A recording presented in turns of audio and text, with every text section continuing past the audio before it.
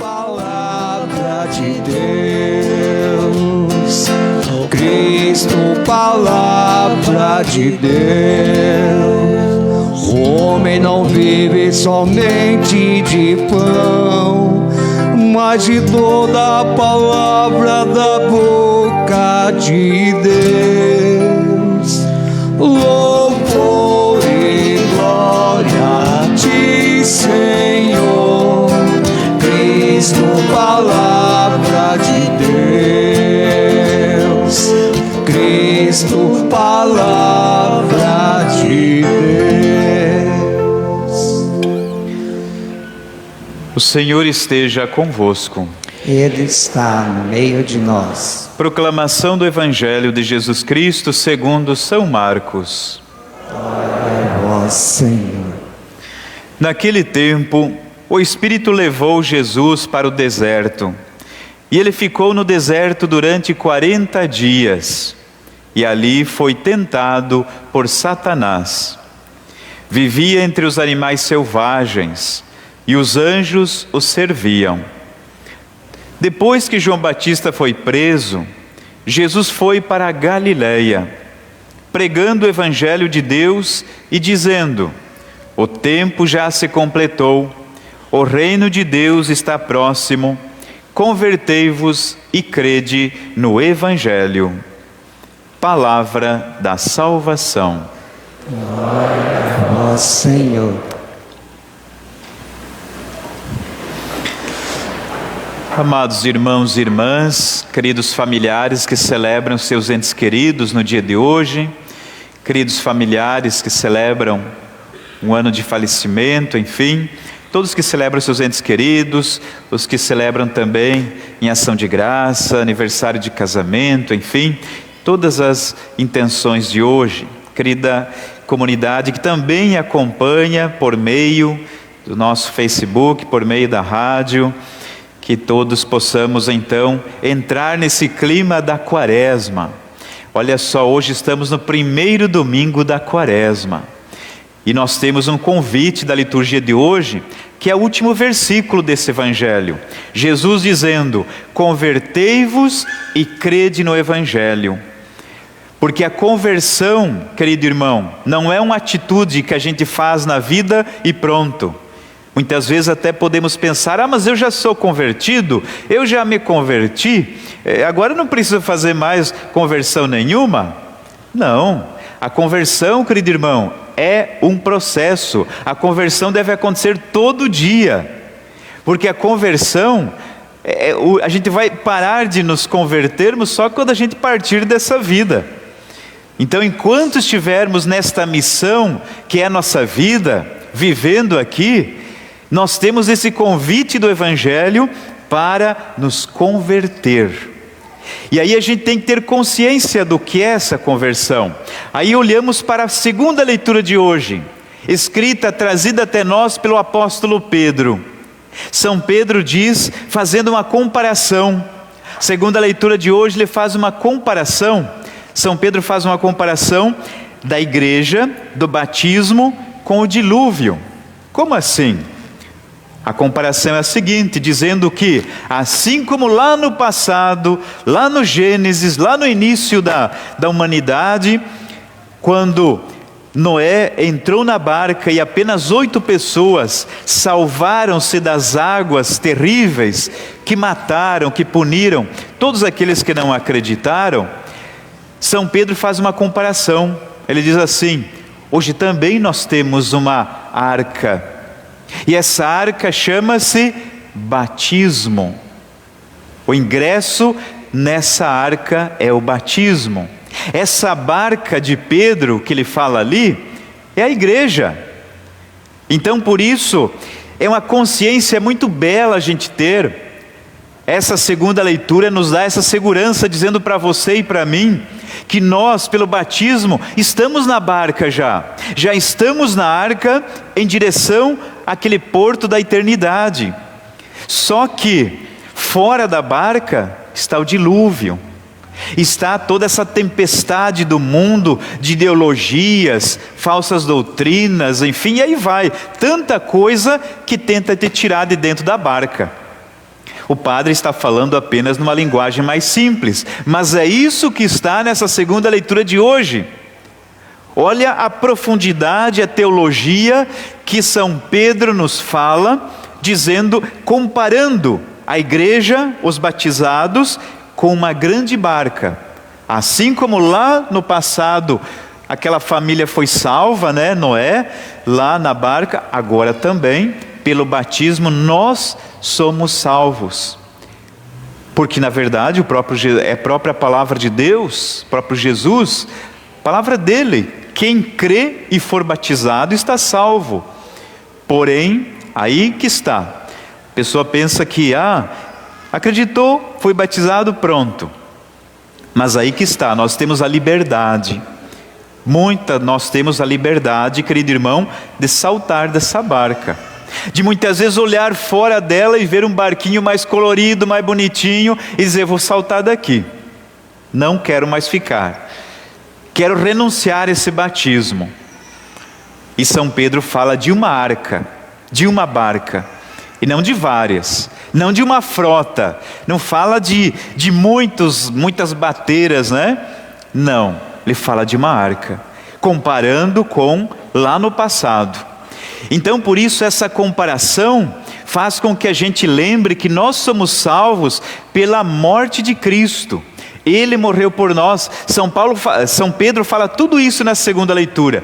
É impressionante que em poucas palavras ele coloca de uma forma bastante resumida e profunda a realidade de quem é batizado.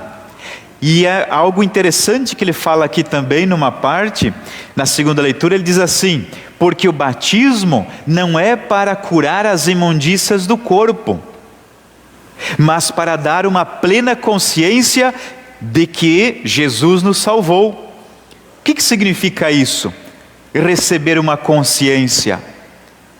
Porque muitas vezes, há quem diga assim, eu vou batizar meu filho porque a criança não está dormindo.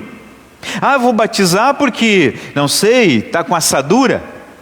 Vou batizar porque é costume da família, todo mundo já foi batizado. Vou batizar porque tem um amigo meu lá de bar, é muito amigo meu, eu quero levar ele como padrinho, então de alguma forma eu quero estabelecer uma união assim entre nossa amizade, então eu quero batizar por isso. Tudo isso, querido irmão e irmã, é tudo um engano.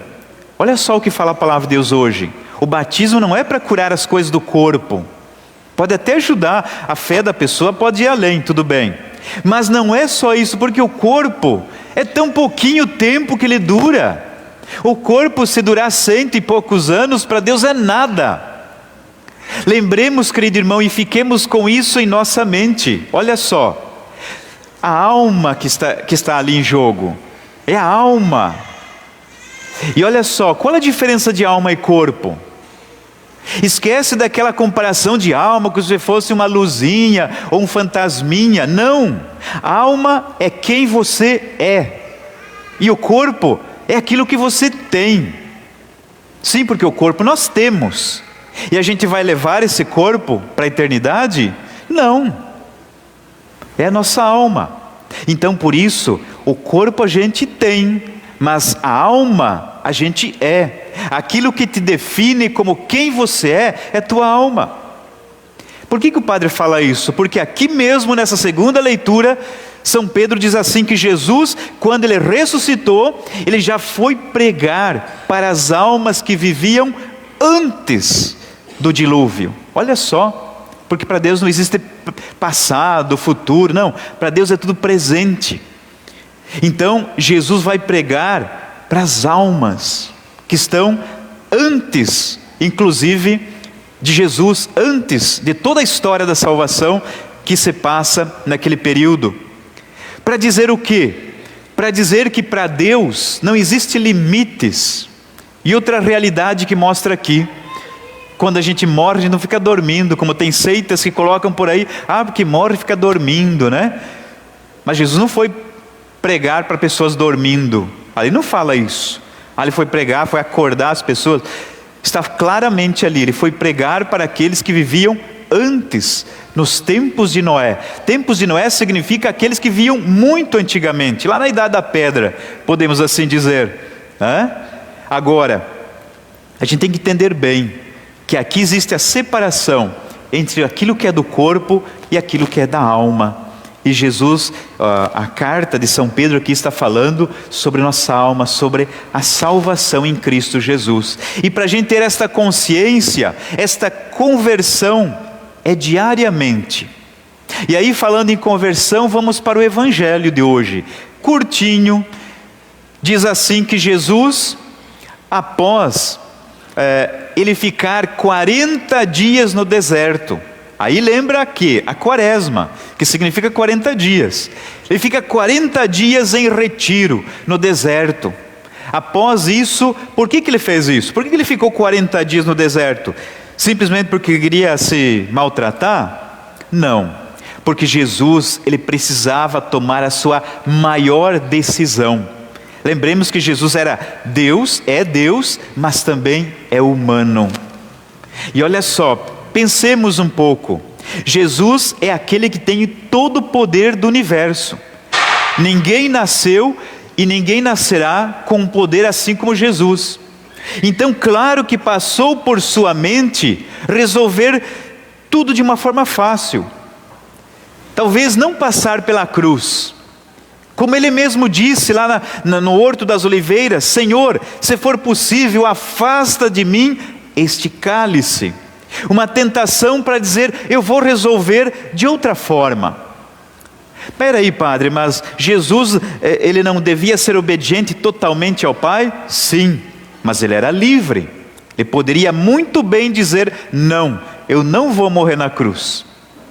Só que aí, querido irmão e irmã, tadinho de nós, porque aí ele não teria levado os nossos pecados. Essa agonia que Jesus tem no deserto, essa agonia que Jesus tem lá na Quinta-feira Santa, no Horto das Oliveiras, é saber que todo o pecado, todos os crimes, você pode imaginar, todos os crimes da humanidade, todo o pecado, ele carregou sobre seus ombros. Quer mais que isso? Então tudo aquilo que existiu, existirá e existe de maldade, Jesus era inocente, como diz ali na leitura, mas ele trouxe sobre si como um funil, captou toda a culpa, todo o pecado e colocou sobre suas costas. Não foi simplesmente porque o povo daquele tempo era rude, A palavra de Deus deixa claro, ele morreu para nos salvar. Todos os pecados ele carregou em suas costas, inclusive o meu e o teu. Então por isso ele precisa ter essa decisão. E aí, claro, ele é humano. Talvez ele podia ter pensado assim, mas será que eu vou morrer? Vai existir guerras ainda? Esse povo vai ter ingratidão? Esse povo não vai acreditar naquilo que eu vou mostrar para eles? Esse é o caminho mais difícil. Mas, mesmo assim, ele continua fiel. Se ele cedesse a essa tentação, o diabo teria vencido. Mas não, ele vai até o fim. Só que depois dessas tentações que ele tem, aqui diz que ele vai para a Galileia, que era a periferia da Palestina naquela época. Então ele vai para lá, começa lá a sua grande missão. E a partir de lá, ele leva uma frase de conversão, uma frase de efeito, que João Batista já falava, que é o seguinte: o reino de Deus está próximo, convertei-vos e crede no Evangelho. Querido irmão e irmã, só essa frase, convertei-vos e crede no Evangelho, já fala tudo. Ou seja, primeiro converter-se, para depois a gente achar que tem fé. A nossa fé não pode ser assim, eu acredito em Deus simplesmente. Porque eu acredito em Deus. Eu sei que existe Deus. Isso não é fé, isso aí não é fé. Olha só, convertei-vos e crede no Evangelho. Primeiro a conversão.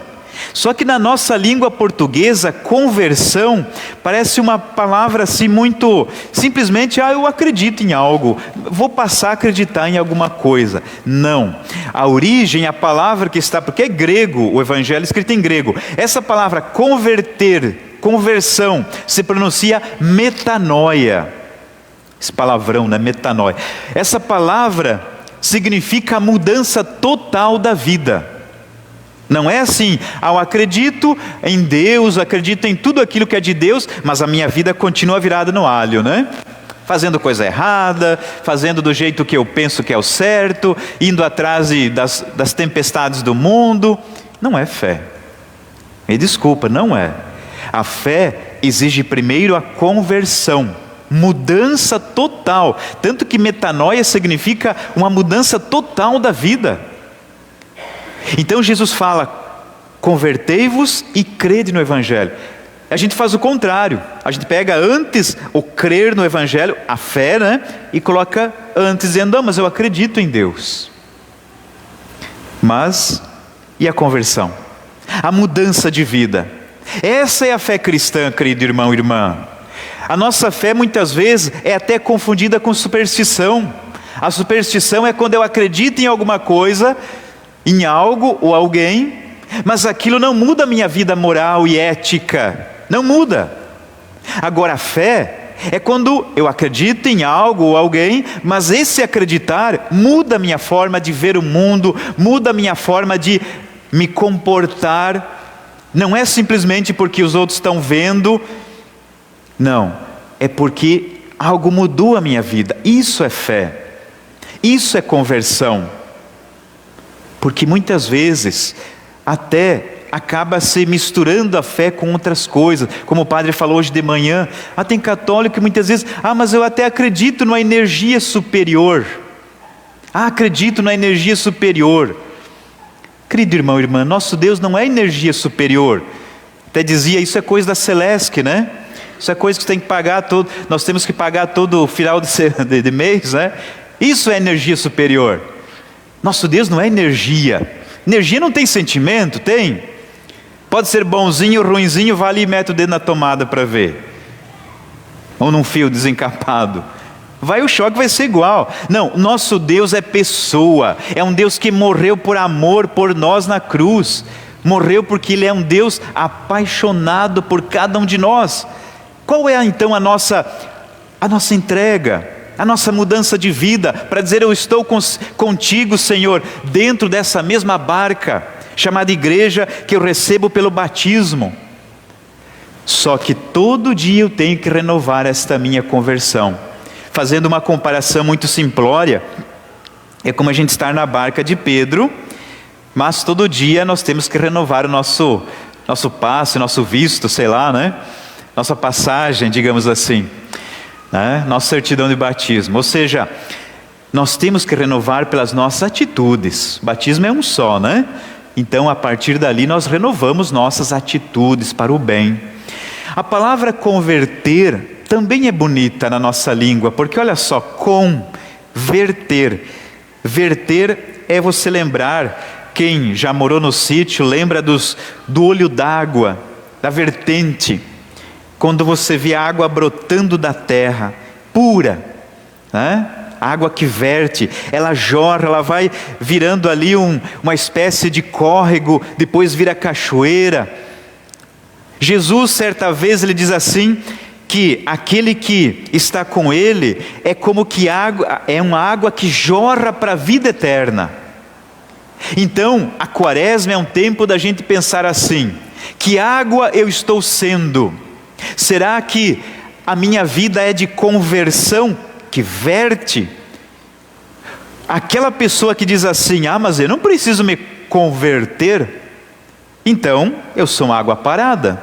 Se a pessoa pensa, eu não preciso me converter porque eu já sou convertido, já sou o dono da verdade, eu já sei tudo, água parada, água parada. Agora, quando a gente reconhece que precisa se purificar, é como a água que jorra. Olha só, uma água, se ela for uma água até suja, mas se ela passar por pedra, areia, vai decantando, perdendo as impurezas, e lá onde ela chegar, vai chegar cristalina, pura. Por quê? Porque ela está em movimento, porque ela está em evolução, porque ela vai se limpando naturalmente. Assim é a nossa alma. Agora, quando a gente acha que é dono da verdade, que não precisa mais nada, é água empoçada, água parada, água da dengue, né? Água do mosquito, água aí da doença. A água é vida, mas a água pode ser morte. Água parada, água que não, enfim, não age, não se purifica. Então, querido irmão, pessoalmente, não fique pensando no pecado do irmão, na conversão dos outros. Pense em você, em cada um de nós. Cada um pense para si mesmo: que água estou sendo eu? Será que estou buscando me purificar para chegar no mar da minha salvação, no oceano da graça de Deus, no oceano da eternidade? Ou estou me contentando em ficar ali numa pocinha d'água suja, por causa do orgulho, que me barra, que eu não evoluo, faz com que eu não desça? Olha só, como que a água é um símbolo muito especial, porque a água, para se purificar, ela tem que descer, ela se humilha. Mas se ela ficar parada, apenas no alto, apenas ali na barragem, sem fluir para lá e para cá, vai ser água de morte, má água, né? Então, por isso, que esta palavra de Deus nos ensine que durante essa quaresma, cada um de nós sabe onde tem que purificar a sua vida. É diferente de uma pessoa para outra, claro que é. Não é igual para todo mundo. Mas lembre sempre dessa frase no início da nossa quaresma: convertei-vos e crede no Evangelho.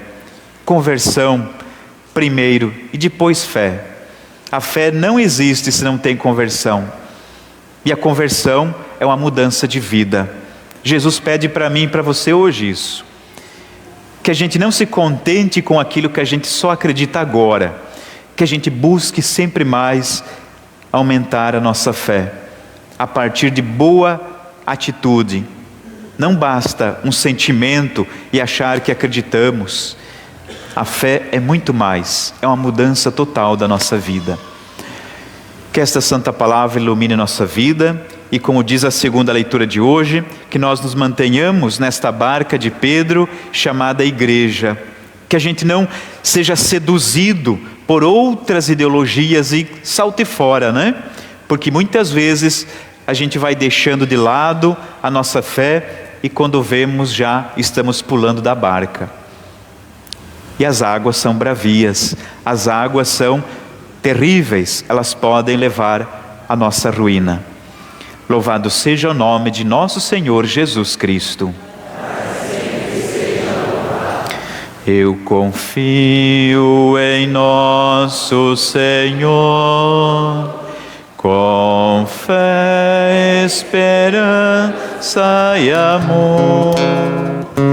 Eu confio em nosso Senhor, com fé, esperança e amor.